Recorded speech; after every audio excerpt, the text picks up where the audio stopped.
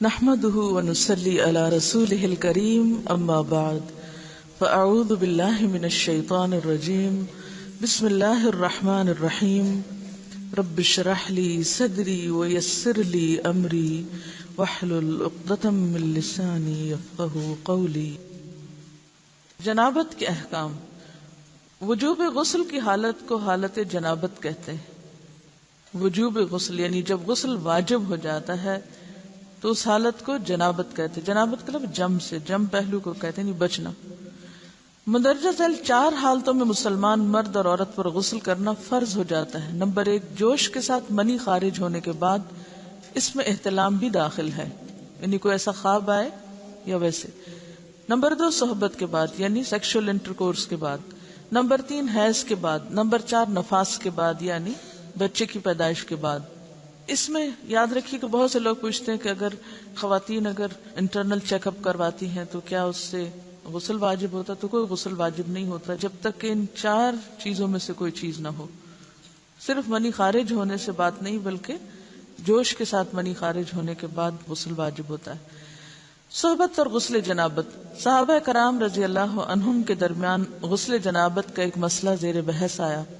ایک گروہ کہتا تھا کہ غسل صرف دخول پہ فرض ہو جاتا ہے، انزال شرط نہیں، یعنی واٹر ڈسچارج جو ہے وہ ضروری نہیں۔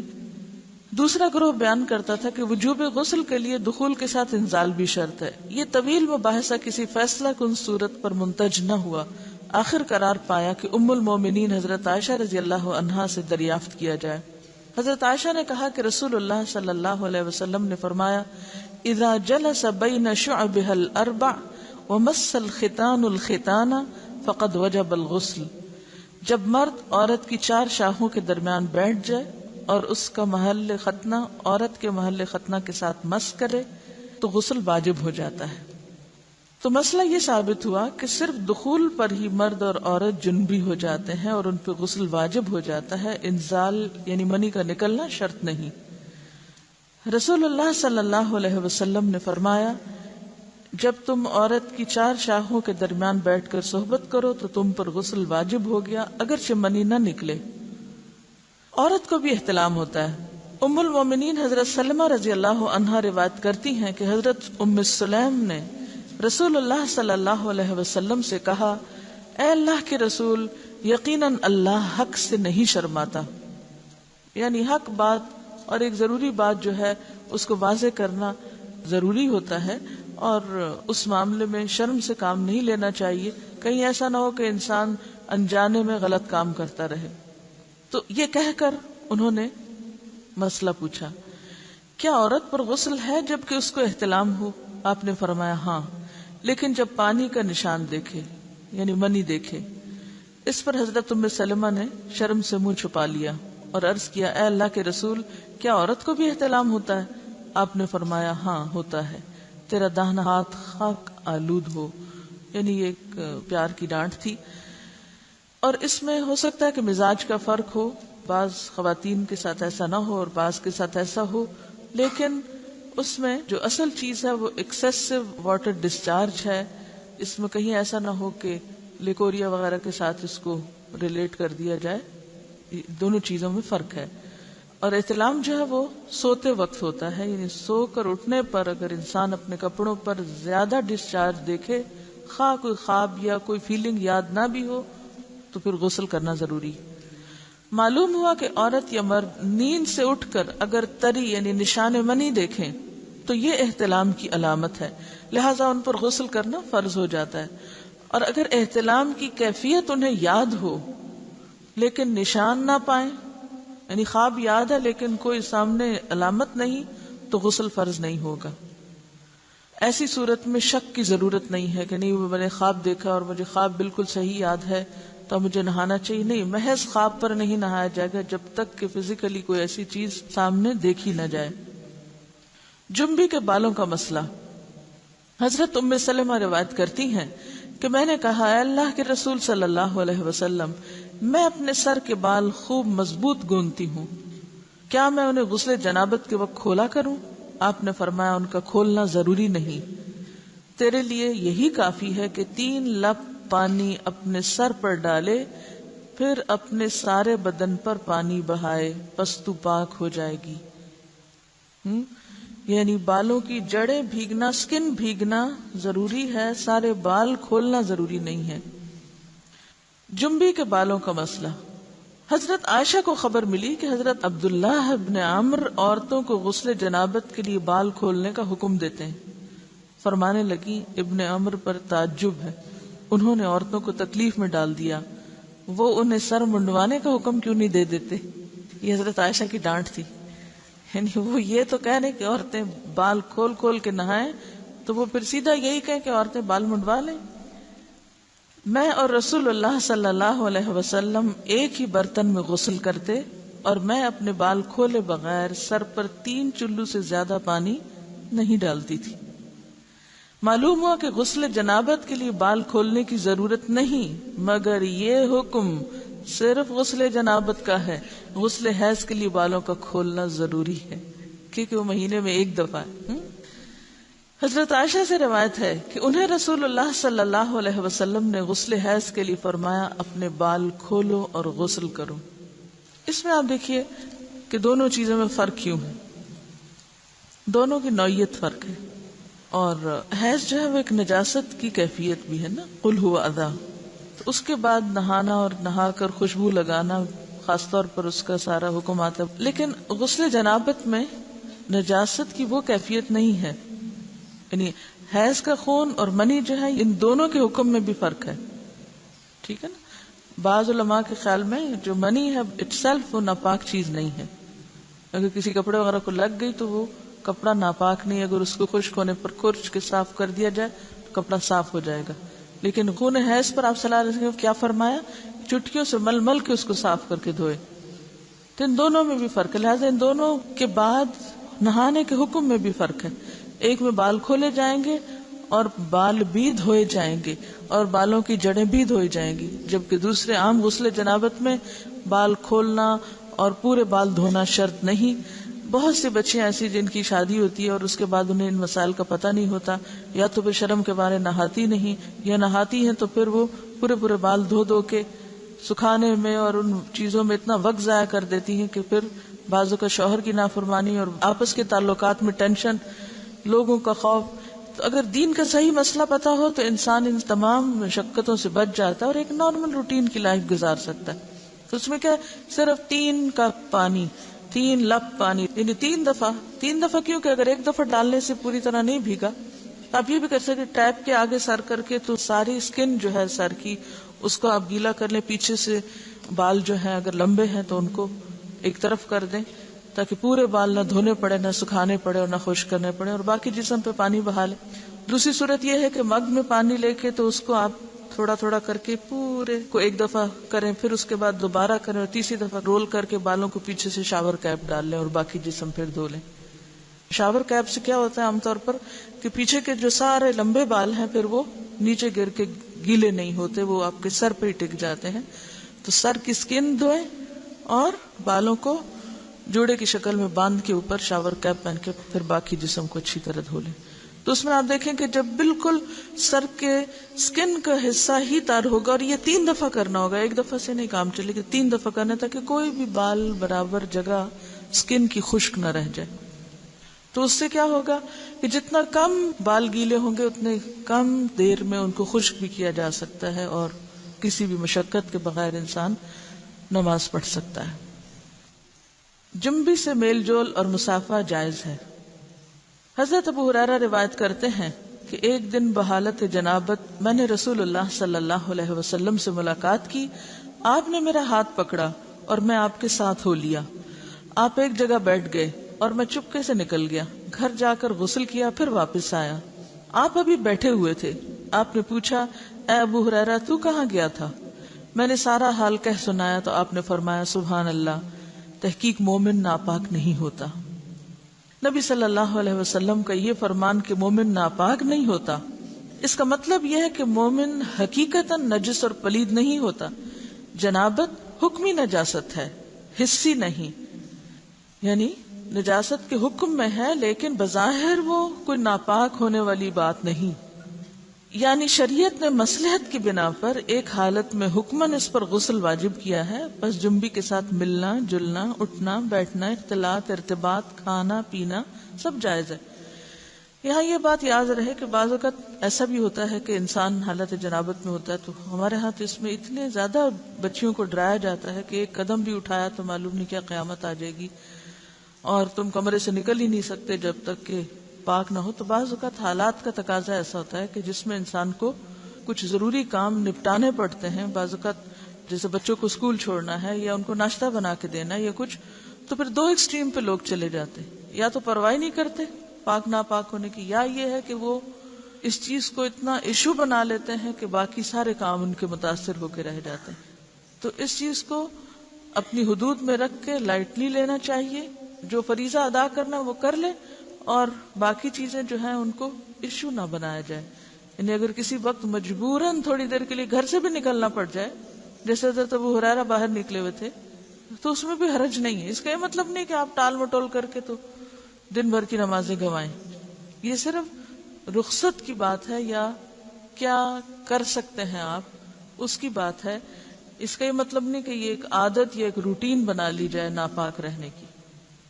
بعض لوگ کچھ کھاتے نہیں پیتے نہیں کہ ہم ناپاک ہیں، کھانا پینا بات چیت لین دین، یعنی اگر کسی کا ہاتھ دوسرے پاک بندے سے چھو گیا تو وہ کوئی ناپاک نہیں ہو جائے گا، یا کسی کپڑے کو ہاتھ لگ گیا یا کسی چیز کو یا کسی کھانے کو، تو وہ کھانا ناپاک نہیں ہوگا، کیونکہ یہ حسی نجاست نہیں ہے، آپ کے ہاتھ میں کوئی گندگی نہیں ہے۔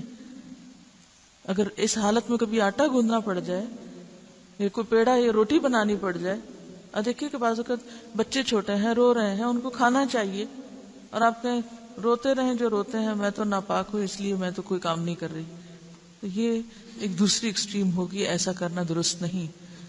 اگر ضرورت کے تحت تھوڑی دیر گھنٹہ 2 گھنٹہ کسی وجہ سے ڈیلے کرنا پڑے، بعض اوقات ایسا ہوتا پانی نہیں ہوتا، تو ایسی صورت میں کیا کریں گے؟ ایسی صورت میں آپ ویٹ کریں گے، بعض سپلائی کا پانی 1 گھنٹے تک آ رہا ہے، تب آپ کوئی کام کاج نہ کریں، اندر مرغی بن کے بیٹھ جائیں کہ میں ناپاک ہوں میں ناپاک ہوں، نہیں، سب کام کریں اپنے، اور جب پانی آ جائے تو نہا لیں۔ ایسے کرنے میں کوئی گناہ نہیں، کوئی جرم نہیں، کوئی غلطی نہیں۔ رسول اللہ صلی اللہ علیہ وسلم نے ایک انصاری کو بلایا، جب وہ آیا تو اس کے سر کے بالوں سے پانی ٹپک رہا تھا۔ آپ نے پوچھا شاید تم جلدی میں نہائے ہو؟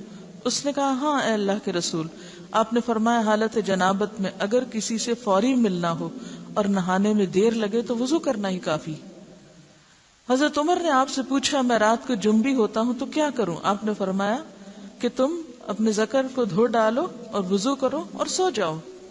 رسول اللہ صلی اللہ علیہ وسلم جب حالت جنابت میں کھانا یا سونا چاہتے تو نماز کے وضو کی طرح وضو کر لیتے۔ نبی صلی اللہ علیہ وسلم نے فرمایا جو کوئی اپنی بیوی سے صحبت کرے اور پھر دوبارہ کرنا چاہے تو اسے چاہیے کہ دونوں کے درمیان وضو کرے۔ آپ نے غور کیا ہوگا کہ طہارت کے مسائل بہت تفصیل کے ساتھ اور اپنے اندر بہت ڈیٹیلز رکھتے ہیں، اور بہت سے موضوعات ایسے ہیں کہ جو انسان کی ظاہری زندگی نہیں بلکہ اس کی نجی اور ذاتی زندگی سے متعلق بھی ہیں، لیکن اس طرح پبلکلی ان کو پڑھانا اور ان کو سکھانا یہ بھی ایک ضرورت ہے، کیونکہ آپ صلی اللہ علیہ وسلم نے انصار کی خواتین کی تعریف کی کہ انصار کی خواتین کتنی اچھی ہیں جنہیں حیا دین کا علم حاصل کرنے سے نہیں روکتا۔ تو سوال یہ پیدا ہوتا ہے کہ آخر اتنی تفصیلات کیوں؟ اور بعض لوگ اس کو ناپسندیدہ قرار دیتے ہیں، تو ایسا کرنا ناسمجھی کی علامت ہے۔ ہم دیکھتے ہیں کہ انسان اگر اللہ کے بتائے ہوئے طریقے کے مطابق زندگی بسر کرتا ہے تو اس میں خیر ہی خیر ہے، اور وہ صرف خیر اس کی اپنی ذات تک نہیں رہتی، بعض اوقات دوسروں کی بھلائی کا ذریعہ بھی بن جاتی۔ یہاں کسی نے ایک واقعہ لکھ کر بھیجا ہے کہ کسی ویسٹرن کنٹری میں کوئی مسلمان بچہ پڑھتا تھا، تو وہ اپنے کپڑوں کو دھونے کے لیے کسی انگریز عورت کو دیتا تھا، یعنی لانڈری کسی کے ذریعے کرواتا تھا۔ تو ایک دن اس عورت نے طالب علم سے کہا کیا آپ میرے کام سے مطمئن نہیں؟ آپ کے خیال میں کیا میں کپڑے اچھی طرح نہیں دھوتی؟ طالب علم نے اس کی بات سن کر کہا کیوں نہیں، مجھے یقین ہے کہ آپ اچھی طرح کام کرتی ہیں۔ یہ سن کر وہ بولی پھر آپ خود ہی اپنے کپڑے کیوں دھو کر مجھے دیتے ہیں؟ یعنی کپڑوں کے داغ وغیرہ کیوں دھو کر مجھے دیتے ہیں؟ طالب علم نے انکار میں سر ہلایا کہ میں بھلا کپڑے دھو کر کیوں دوں گا؟ عورت نے کہا کہ پھر کیا وجہ ہے کہ مجھے دوسروں کے کپڑوں پر جا بجا گندگی کے دھبے نظر آتے ہیں لیکن آپ کے کپڑوں پر کوئی ایسا دھبا نہیں ہوتا۔ اس کے پوچھنے میں واضح حیرت تھی۔ نوجوان مسکرایا اور بولا، اب بات سمجھ میں آتی ہے، اب میں آپ کو بات سمجھا دیتا ہوں، یعنی اب میری سمجھ میں بات آئی ہے کہ آپ کا اشارہ کس طرف ہے۔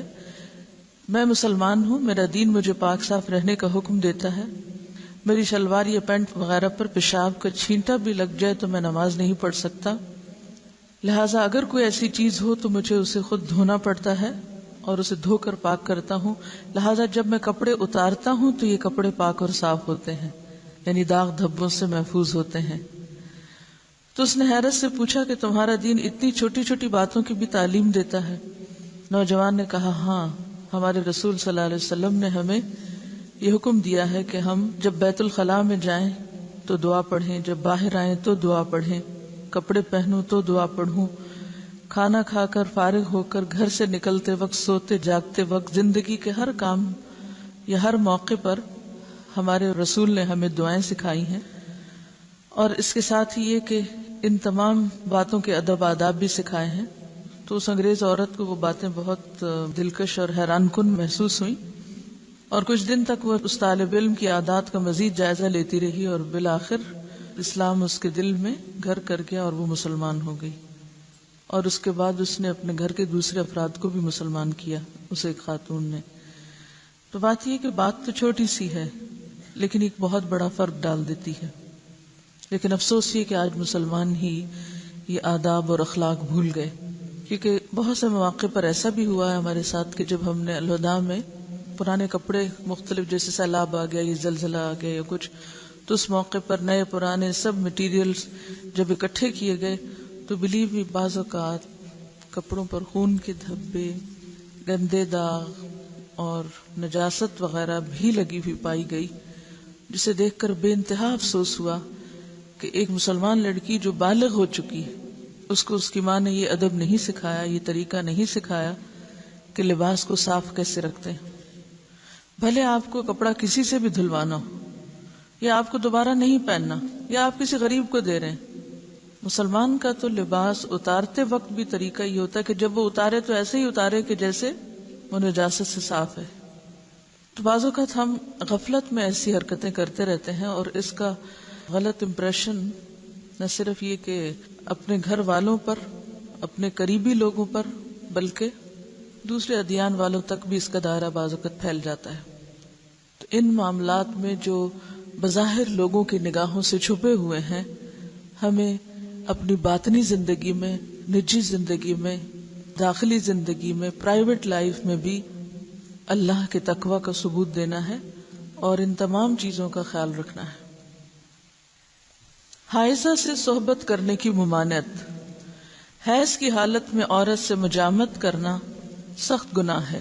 اللہ تعالیٰ نے قرآن مجید میں فرمایا فَاعْتَزِلُوا النِّسَاءَ فِي الْمَحِيضِ، یعنی واضح قرآن کا حکم ہے، پس ایام حیض میں عورتوں سے کنارہ کشی کرو۔ یعنی کنارہ کشی سے مراد لین دین اور بالکل تعلق ختم کرنا نہیں، مراد یہاں پر سیکشل انٹرکورس ہے، یعنی صحبت نہ کرو۔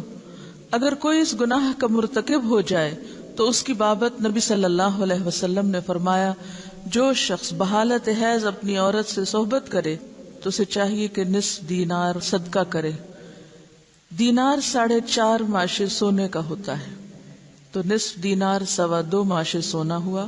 2.25 ماشے سونے کی قیمت صدقہ کرے، یعنی کسی مستحق کو دے اور آئندہ کے لیے توبہ کرے۔ مزی کے خارج ہونے سے غسل واجب نہیں ہوتا۔ سیدنا علی رضی اللہ عنہ بہت طاقتور جوان تھے، آپ کو اکثر مزی آتی، آپ کو مسئلہ معلوم نہ تھا کہ مزی کے خارج ہونے پر غسل واجب ہوتا ہے یا نہیں۔ چونکہ رسول اللہ صلی اللہ علیہ وسلم کے داماد تھے، اس لیے بالمشافہ دریافت کرتے حجاب آیا، یعنی آپ کو شرم محسوس ہوئی، تو اپنے دوست مقداد سے کہا کہ وہ مسئلہ دریافت کریں۔ حضرت مقداد نے نبی صلی اللہ علیہ وسلم سے پوچھا، آپ نے فرمایا مزی کے خارج ہونے پر غسل واجب نہیں ہوتا، صرف وضو کرنا چاہیے۔ نبی صلی اللہ علیہ وسلم نے فرمایا اگر مزی خارج ہو تو آلے تناسل کو دھو لو اور وضو کر لو. نیز فرمایا اور کپڑے پر جہاں مزی لگی ہو ایک چلو پانی لے کر چھڑک لینا کافی ہے.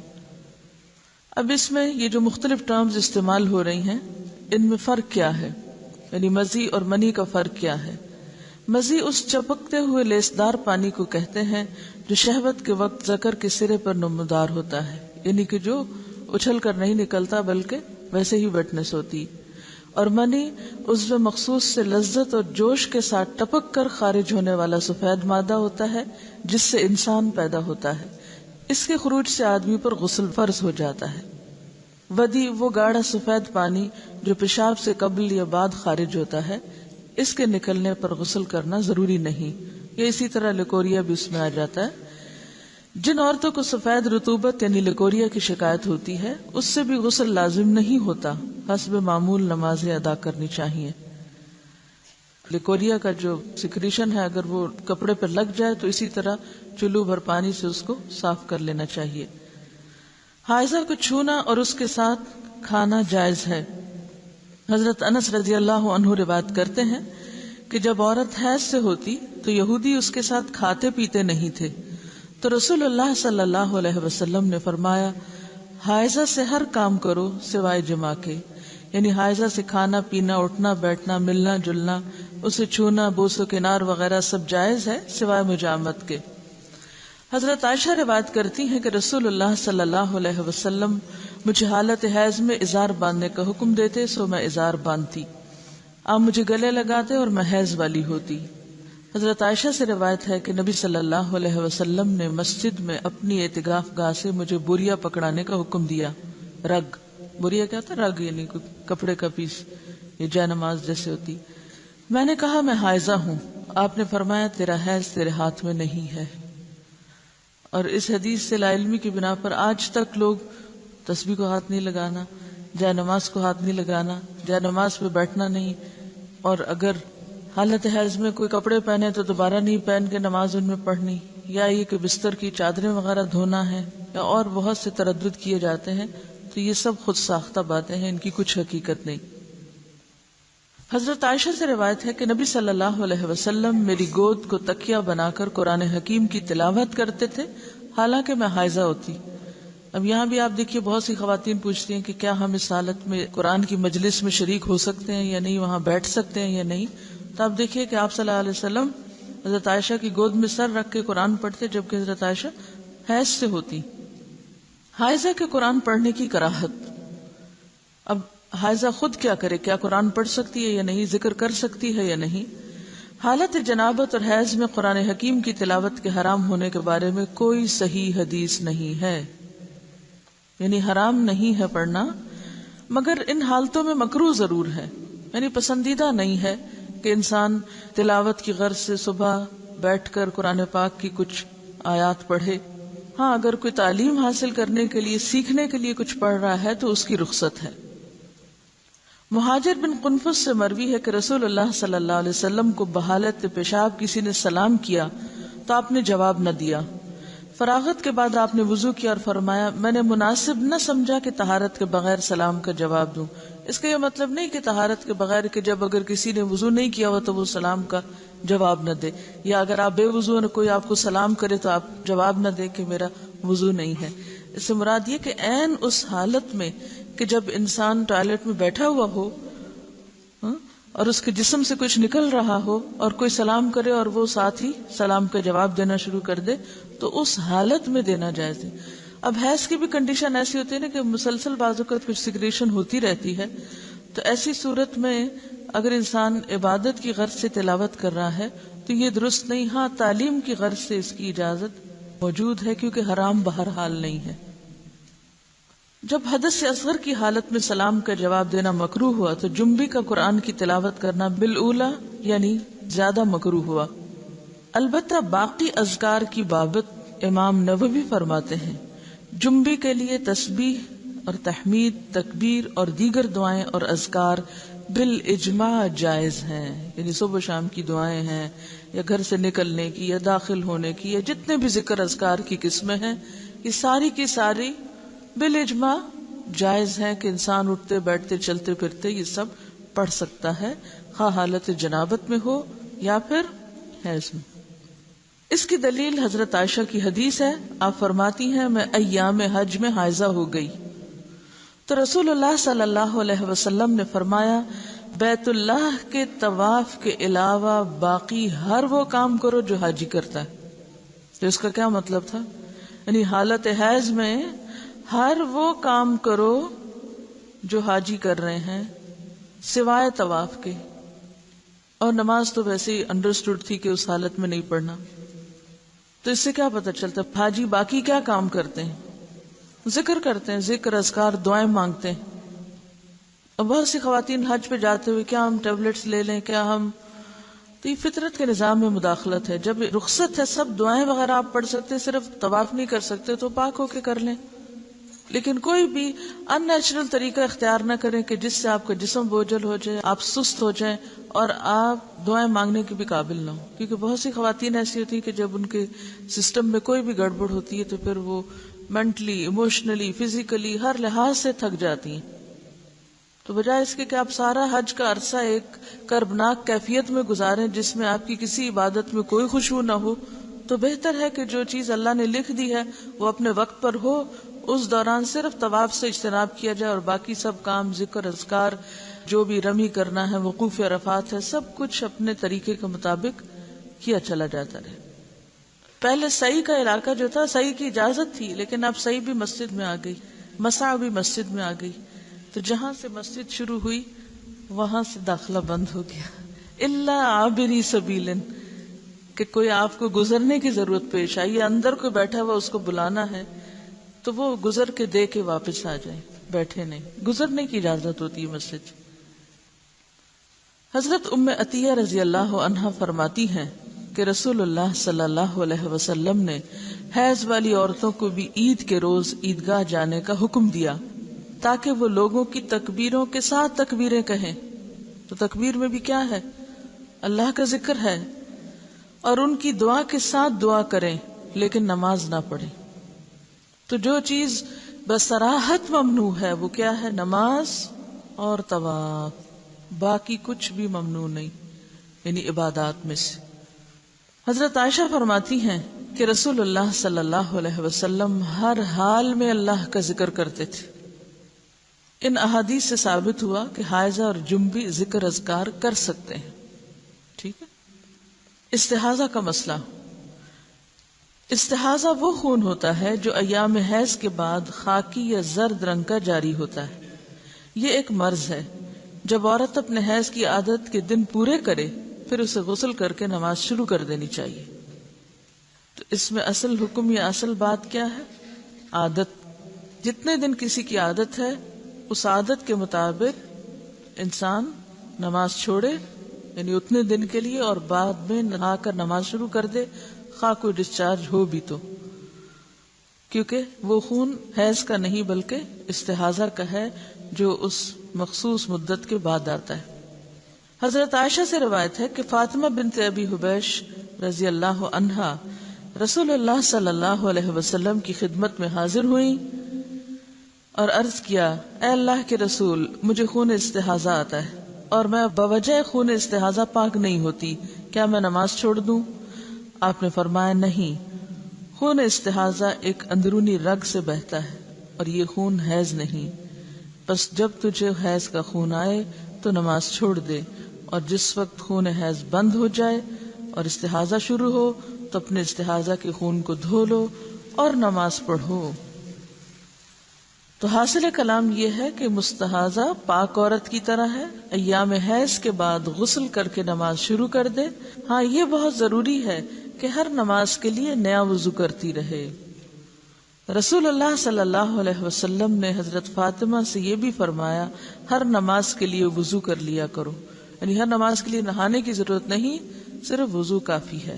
خواہ پہلے سے وضو ہو بھی، چونکہ ڈسچارج ہوتا رہتا ہے اس لیے وضو باقی نہیں رہتا، دوبارہ وضو کر لیا جائے۔ خون حیض بلوغت کی علامت ہے، اگر یہ عادت کے مطابق آئے تو یہ صحت کی علامت ہے، اس کے برعکس استحاضہ بیماری کی علامت ہے۔ چونکہ یہ خون حیض سے پہلے بھی آتا ہے اور حیض کی مدت گزر جانے کے بعد رکتا نہیں، اس لیے بعض خواتین اسے بھی حیض سمجھ کر نماز چھوڑے رکھتی ہیں، لہٰذا اس مسئلے کو سمجھنا ضروری ہے۔ خون حیض گاڑھا، سیاہ اور کسی قدر بدبودار ہوتا ہے۔ جب اس کی مدت ختم ہوتی ہے تو خاکی یا زرد رنگ کی رطوبت خارج ہوتی ہے، مگر وہ حیض نہیں ہوتی، جبکہ خون استحاضہ پتلا اور زرد رنگ کا ہوتا ہے۔ یہ الگ بات ہے کہ عادت کے دنوں میں کبھی فلو زیادہ ہوتا ہے اور کبھی کم ہوتا ہے، لیکن اپنے مقرر وقت پر انقطاع بھی ہو جاتا ہے۔ انقطاع الدم یعنی سب ختم ہو جاتا ہے اور وائٹ ڈسچارج شروع ہو جاتا ہے۔ تو پاکی کب ہوتی ہے؟ جب خون حیض کے ختم ہونے کے بعد وائٹ ڈسچارج شروع ہو۔ اگر خاتون حیض اور استحاضہ کا فرق پہچانتی ہے تو اس کے مطابق عمل کرے گی، یعنی حیض کے آنے پر نماز چھوڑے گی اور حیض کے بعد استحاضہ کے دوران ہر نماز کے لیے الگ وضو کر کے نماز ادا کرے گی۔ اگر اسے دونوں خونوں کی پہچان نہیں، البتہ حیض اسے عادت کے مطابق آتا ہے، تو وہ عادت کے دنوں میں نماز ترک کرے گی اور ان کے بعد جو خون آئے گا اسے استحاضہ سمجھے گی۔ اب اس میں مشکل یہ ہے نا کہ ہر عورت کی عادت فرق ہے، اس لیے اس میں کوئی مفتی کچھ نہیں بتا سکتا، خود ہی اس کا تعین کرنا پڑے گا کہ کن دنوں میں عادت بدل جاتی، کیونکہ عورت کی صرف یہ نہیں کہ اس کو خون کے رنگ سے آپ پہچانیں گے، اس میں دیکھا یہ جائے گا کہ آپ کی اپنی جسمانی کیفیت کب بدلتی ہے، کیونکہ استحاضہ کے خون میں جسمانی کیفیت اتنی متاثر نہیں ہوتی، جبکہ حیض کے دنوں میں اس سے پہلے یا اس کے بعد مزاج پر بھی فرق پڑتا ہے۔ تو مزاج کی تبدیلی سے اور خون کے رنگ کی تبدیلی سے یا اس کیفیت سے یا اس کے زیادہ یا کم ہونے سے بھی حیض اور استحاضہ کو آپس میں الگ الگ سمجھا جا سکتا ہے۔ اگر اسے دونوں خونوں کی پہچان نہیں اور حیض بھی عادت کے مطابق نہیں آتا، اب ایک اور مسئلہ تیسرا، نہ حیض کی پہچان ہے اور نہ ہی عادت کا پتہ چلتا ہے، یعنی دن کے مقرر ہونے کی سمجھ ہی نہیں آتی، تو وہ اپنی قریبی رشتہ دار خاتون جو مزاج اور عمر میں اس جیسی ہو، مثلا بہن وغیرہ، اس کی عادت کے مطابق عمل کرے گی حتیٰ کہ اسے پہچان ہو جائے اور اس کی اپنی عادت بن جائے، پھر قیاس کرنا پڑے گا۔ حائضہ کو نماز اور روزے کی ممانعت۔ رسول اللہ صلی اللہ علیہ وسلم نے فرمایا، جب عورت حیض سے ہوتی ہے تو نماز پڑھتی ہے نہ روزہ رکھتی ہے، یعنی نہ نماز پڑھتی ہے نہ روزہ رکھتی ہے۔ ایک عورت معاذہ نے حضرت عائشہ سے دریافت کیا، کیا وجہ ہے کہ حائضہ عورت روزے کی قضا تو دیتی ہے نماز کی نہیں دیتی؟ حضرت عائشہ نے فرمایا، رسول اللہ صلی اللہ علیہ وسلم کے زمانہ میں ہمیں حیض آیا کرتا تھا تو ہمیں روزے کی قضا کا حکم تو دیا جاتا مگر نماز کی قضا کا حکم نہیں دیا جاتا تھا۔ یہ ہے صرف وجہ۔ نفاس کا حکم۔ بچے کی پیدائش کے بعد جو خون آتا ہے اسے نفاس کہتے ہیں۔ حضرت ام سلمہ فرماتی ہیں کہ نفاس والی عورتیں رسول اللہ صلی اللہ علیہ وسلم کے زمانے میں 40 دن بیٹھا کرتی تھی، یعنی نماز نہیں پڑھتی تھی۔ اکثر صحابہ اور تابعین کے نزدیک نفاس کے خون کی زیادہ سے زیادہ مدت 40 دن ہے۔ اگر 40 روز کے بعد بھی خون جاری رہے تو اکثر اہل علم کے نزدیک وہ خون استحاضہ ہے جس میں عورت ہر نماز کے لیے وضو کرتی ہے۔ نفاس کی کم از کم مدت کی کوئی حد نہیں۔ اچھا یہ بھی یاد رہے کہ بعض خواتین کو نفاس کا عرصہ ختم ہوتے ہی پھر پیریڈ شروع ہو جاتے ہیں، تو ایسی صورت میں اگر دن اوپر چلے جائیں اور پیریڈز کی واضح علامات ہر ایک کو اپنی عادت پتہ ہوتی ہے تو اس کے مطابق پھر وہ چھوڑ سکتی ہے۔ حضرت انس فرماتے ہیں نفاس کی مدت 40 دن ہے، الا یہ کہ خون پہلے ہی بند ہو جائے، کیونکہ بعض لوگوں کو بچے کی ولادت کے بعد کسی قسم کا کوئی خون نہیں آتا تو وہ پہلے دن سے ہی نماز پڑھیں گی۔ کچھ لوگوں کو 3 دن تک، کچھ کو 7 دن، کچھ 10 دن، کچھ 1 مہینہ، کچھ پورے 40 دن، کبھی زیادہ کبھی کم۔ تو پھر ان معاملات میں دیکھا کیا جائے گا، کوئی کتاب یا اپنا آپ؟ ہر ایک کو اپنی عادت خود دیکھنی پڑے گی۔ ٹھیک۔ حضرت انس فرماتے ہیں نفاس کی مدت 40 دن ہے، الا یہ کہ خون پہلے ہی بند ہو جائے۔ امام شافعی فرماتے ہیں اگر عورت کو ولادت کے بعد خون آتا ہی نہیں تو اس پر ضروری ہے کہ وہ غسل کرے اور نماز پڑھے۔ نفاس اور حیض کے خون کا حکم ایک جیسا ہے، یعنی ان حالات میں نماز، روزہ اور جماع منع ہے۔ رسول اللہ صلی اللہ علیہ وسلم ایام نفاس کی نمازوں کی قضا کا حکم نہیں دیتے تھے۔ ٹھیک ہے۔ آپ نے یہ سنا ہوگا نا کہ خون حیض کی اقصی مدت یعنی زیادہ سے زیادہ مدت 10 دن ہے. تو یہ قیاس ہے، یعنی ایک اندازہ کیا گیا. آپ دیکھیے کہ فقہا کس طرح اجتہاد کیا کرتے تھے.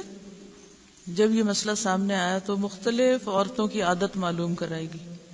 کم سے کم کتنا ہوتا ہے، زیادہ سے زیادہ کتنا ہوتا ہے. پتہ چلا کہ کم سے کم اتنا اور زیادہ سے زیادہ اتنا، تو لہٰذا یہ 10 دن وہاں سے چلے. نبی صلی اللہ علیہ وسلم نے کوئی 10-12 دن نہیں بتائے. اصل بات عادت کی ہے کہ کتنے دن آپ کی عادت. ڈی این سی کے بعد بھی جو خون ہوتا ہے وہ بھی نفاس میں شمار ہوگا. اس میں بھی کمی بیشی ہوتی ہے. بعض اوقات ایسا بھی ہوتا ہے کہ جتنے مہینے کا بچہ تھا اتنے مہینے کے جو پیریڈز کے دن ہیں اس کے برابر بھی آتا ہے، اور بعض عورتوں کو اس سے کم و بیش. ان کا سوال یہ ہے کہ نفاس میں شروع میں زیادہ بلیڈنگ ہوتی ہے، اس کے بعد آہستہ آہستہ کم ہو جاتی ہے، اور پھر تھوڑے دن میں زیادہ ہو جاتی ہے، پھر کم ہو جاتی ہے. تو کیا یہ سارا عرصہ نفاس ہوگا؟ یہ سارا عرصہ نفاس ہوگا جب تک کہ وائٹ ڈسچارج نہ شروع ہو جائے. وآخر دعوانا ان الحمد للہ رب العالمین. سبحانک اللہم وبحمدک نشہد ان لا الہ الا انت نستغفرک ونتوب الیک.